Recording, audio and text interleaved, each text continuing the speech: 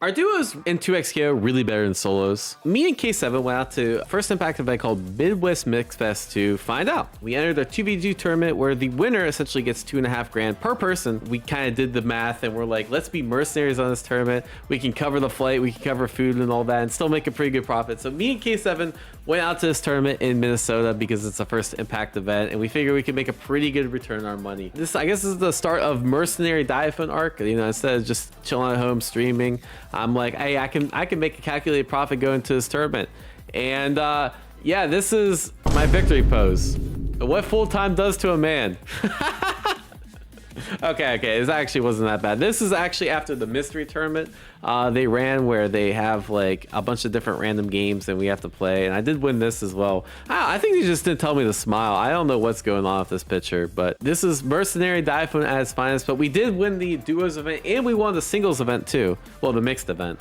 That we were the only duo in top 8. So this is us, me and K7 with our medals and shit, and it was a W tournament farm. We did pretty well, let's say that. Won 3 tournaments. Well, I won 3 tournaments, K7 won 2. And yeah, I want to share a little bit about that run, talk about duos a little bit, and talk about my mystery tournament too. So yeah, the way the event worked is, I guess we'll go in chronological order. I had this day 1 mystery tournament where you basically you have to roll a dice and then you pick what game you play. So there's options between like Tekken, Street Fighter, Guilty Gear, Grand Blue, Melty Blood, and Under Night, right? So I actually made it to grand finals.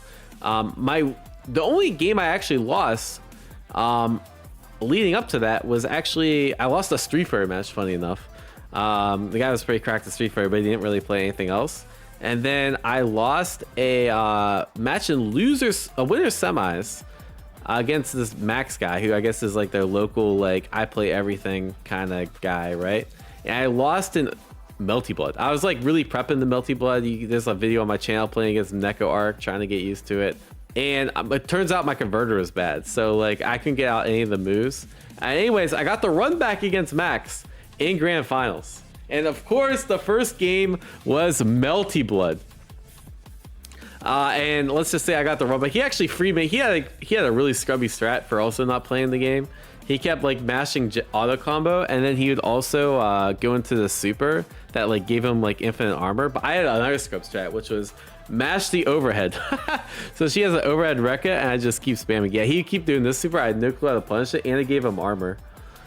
So that move was crazy. But anyways, like the way the finals work, there's no reset. It was first to 4 games. Yeah, so he kind of freed me up. I started to get the download. I think I got it perfect. I just started spamming this loop where I go into he started to figure my shit out, but then I yeah, just mashed again. And then bring it home with the classic. Don't need to mix it up. If it's not broke, don't fix it. Go into the overhead Rekka. And he's like, what the fuck is that shit? Yeah, welcome to mystery game tournaments, go, bro. And then, you know, we ended up going, he's actually pretty cracked at Grand Blue. I think he got like top 8 or top 3 in the actual Grand Blue tournament. I was kind of rusty. So he beat me in Grand Blue. I wasn't expecting someone to beat me in Grand Blue, but I don't like that matchup. And then he was actually also really cracked at Guilty Gear, but I somehow beat him despite being like rusty as fuck. And he plays Slayer. That's kind of cheating. And then we kind of went back and forth. I cooked him in Street Fighter. He doesn't really play Street Fighter. He said he was a platinum JP, but he's probably like 1500 master or something shit. He just don't play online. And then yeah, it's pretty cool. I let him cook me in Tekken. He's pretty good in Tekken. I just spammed 2-2-2-2 with Victor, and then it came down to Ultimate Marvel. And like true scumbag faction, he's never played the game. We are gonna lame him the fuck out. So this is how I won the tournament. I won a mixed box, won a few $100.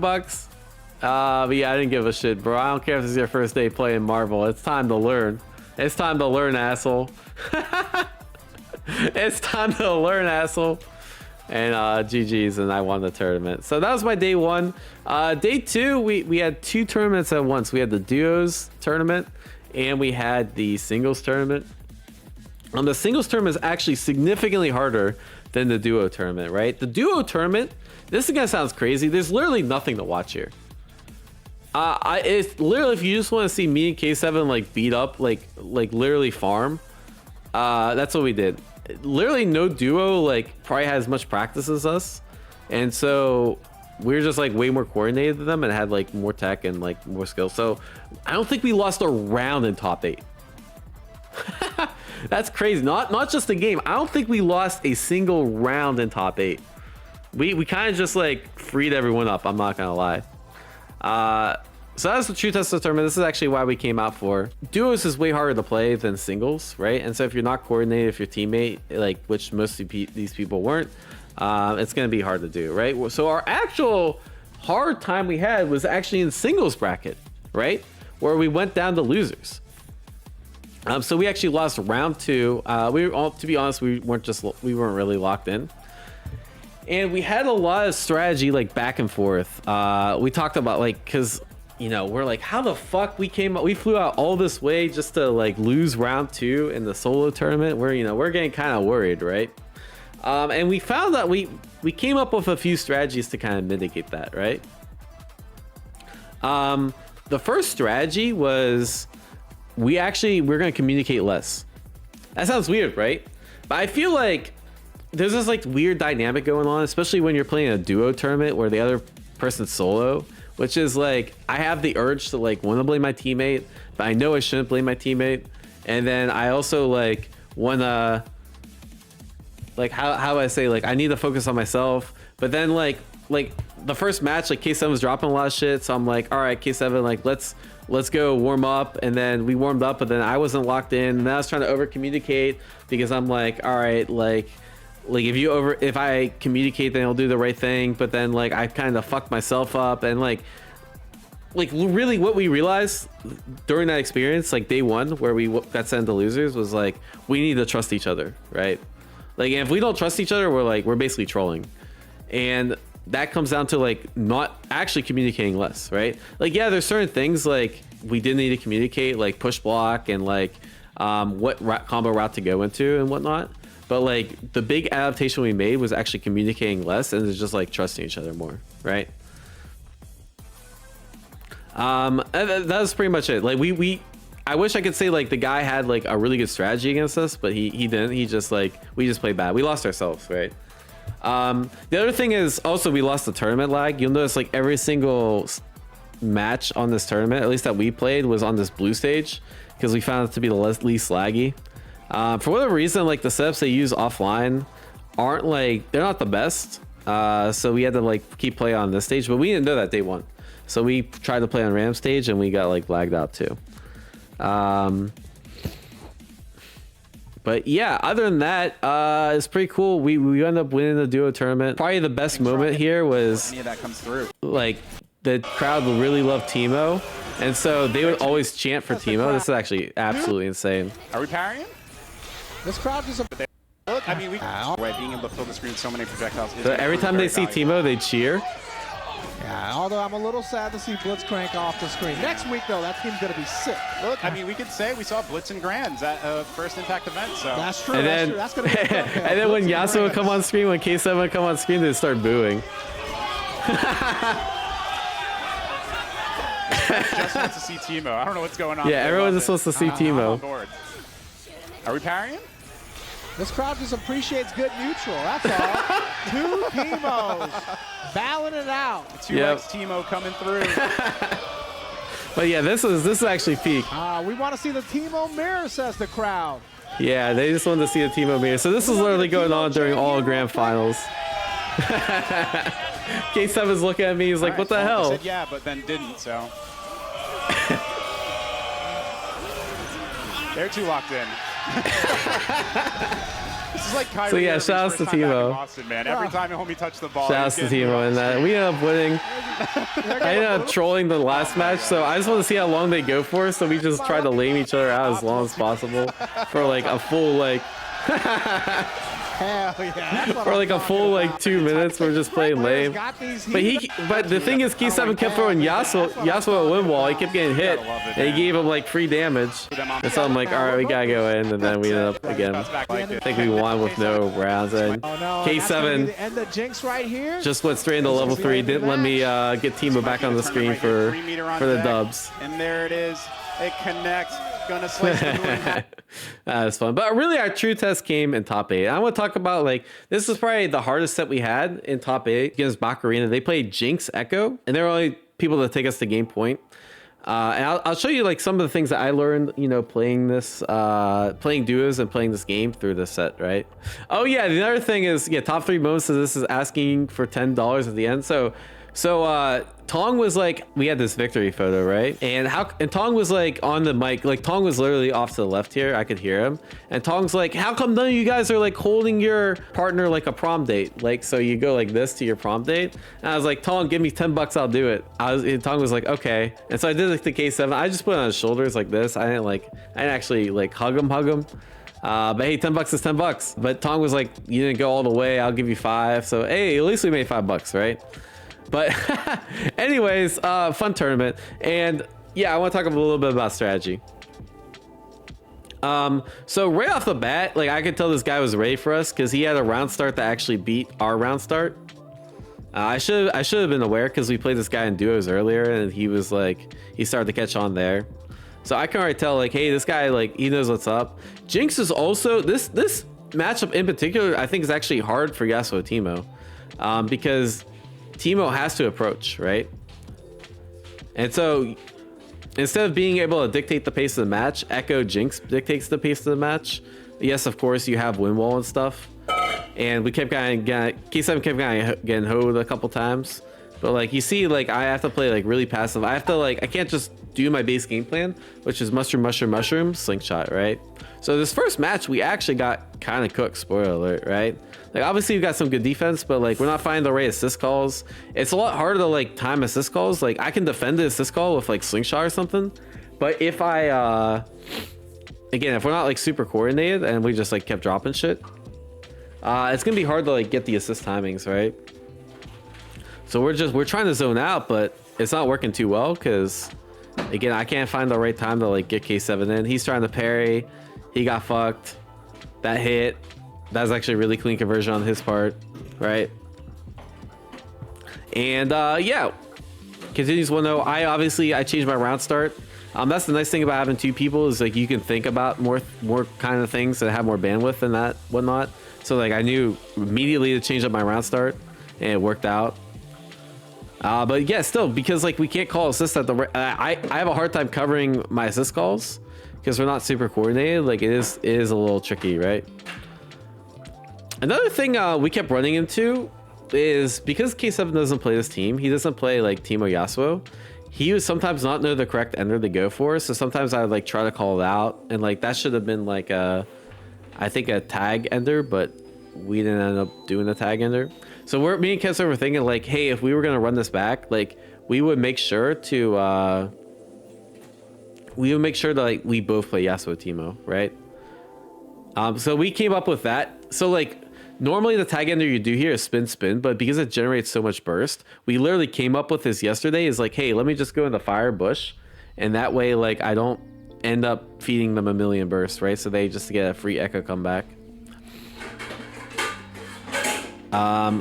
And then yeah, it just got mixed because I again, because we just learned that tech last night, I did the wrong ender and then my Oki wasn't as strong as it should have been.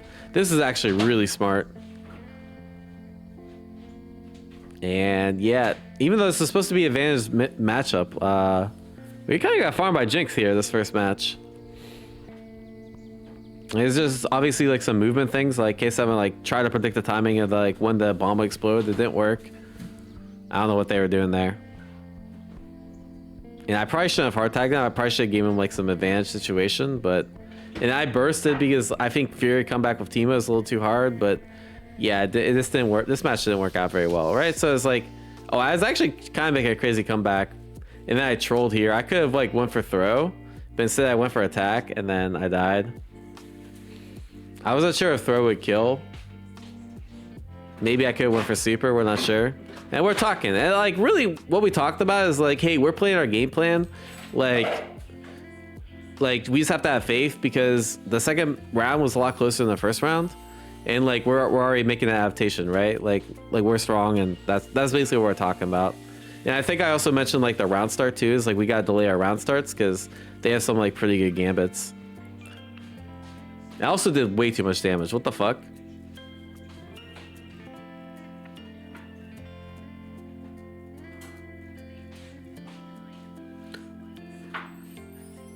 Yeah, that's pretty good. Although, yeah, K7 dropped it. I don't know why K7 dropped that. I think we're all both just a little shaking this set for whatever reason. Yeah, K7 was like, what the fuck do I do, bro? I know the vibe.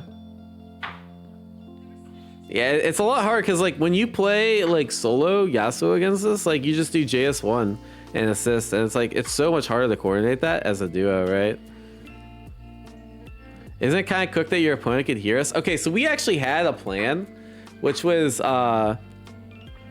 were gonna call plays. We're gonna be like blue 42, and like that actually meant something to K7. Like if I said that to K7, he'd know exactly what I meant by that, as opposed to like yellow 40. Yeah, like K7 would know. We actually talked about this on the flight there. K7 knows the difference between those two plays, and a lot of it was like.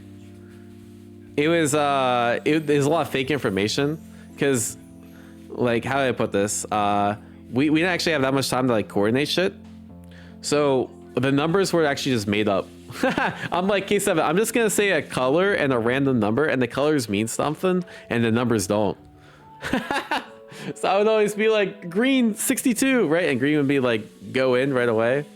And they'd be like, I'm hoping the opponent would be like 62. What the fuck does that mean? Yeah, but still, like, we ended up figuring out, like, that was just too much work. Also, why'd that kill? Shouts to Goat Teemo comeback. But also, we realized, like, it's also hard for the opponent to hear, right? Like, if we just whisper, or, like, we're probably pretty good. So we didn't worry about it too much. Like, we were just talking. We mostly talked in between the match. I had no clue why that tag launch didn't work. I guess Jinx was still out. I also kept, again, the monitors were a little, like, I wasn't used to it, so I kept going for baby combos. This is the right call, going for, like, double down. Like, it just builds, it's so much damage and meter.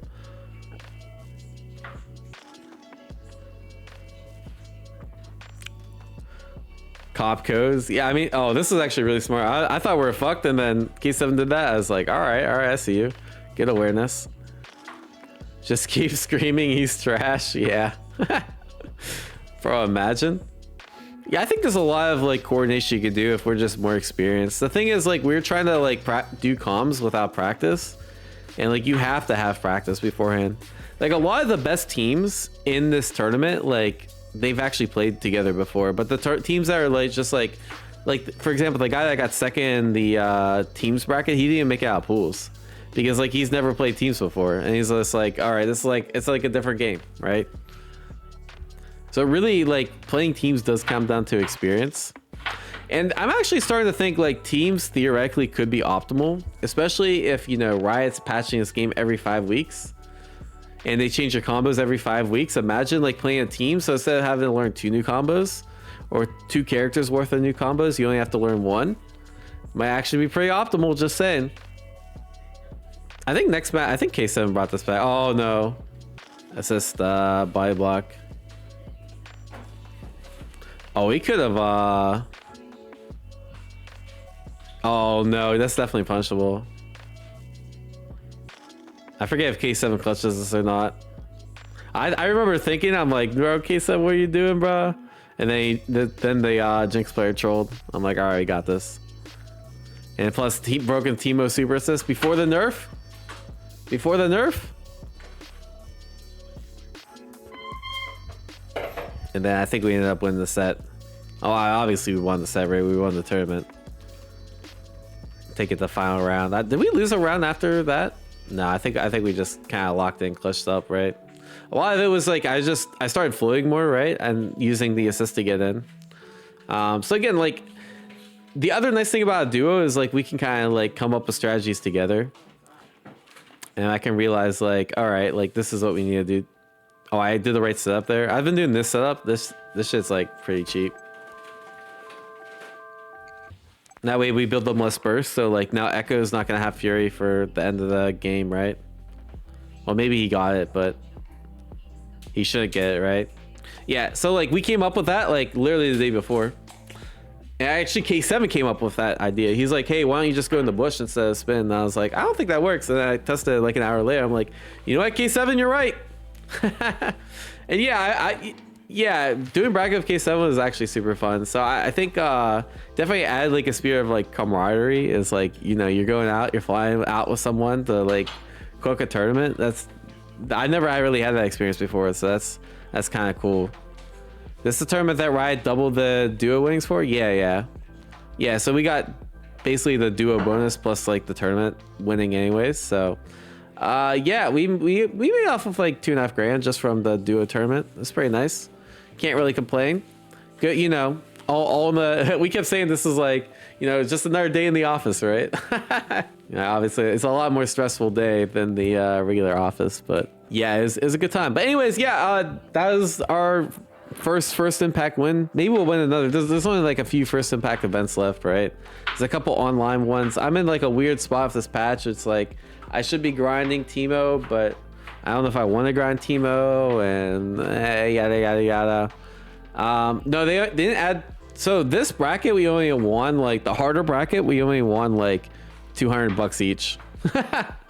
The duo bracket we won 2.5 grand. The other funny thing is the singles bracket was like more people entered too, because I think people are just like averse to duos because they don't have a friend that'll enter or that sort of thing. But anyways, yeah, that was my experience at Midwest Mixfest. This is what full time does to a man. Hey, what can I say? It's been good so far. People keep asking me. I was gonna do like a video about like what it's been like doing full-time gaming. Now it's been 3.5 months, I think, at this point. But overall, it's been good, but just not as easy as I thought. There's kind of like more pressure on you to do well, I guess. Like I don't have the job option select that I used to, which I think is taking me a few months to get over. But I feel like right now I was on like I don't want to say like downward trend at first, because I'm like, man, I don't have the job option select, and like this is scary. But now, like after doing well for a bit and like understanding like, hey, I need to change my whole workflow. Like I need to get off social media more and like work out more and like use my time more to productively than just like pouring extra hours into the game. I'm already noticing the upward trend. So it's been interesting. I can't wait to see where I'm at in a year, as long as I stick to the process. But yeah, full time's been interesting, and yeah, I guess makes me look like that after winning a tournament. To be fair, that tournament was scary, bro. If I lost Guilty Gear, we had the tie break and play DBZ, that would have been cringe. But yeah, anyways, that's it. Like, share, subscribe. I'll catch y'all in the next one. Peace.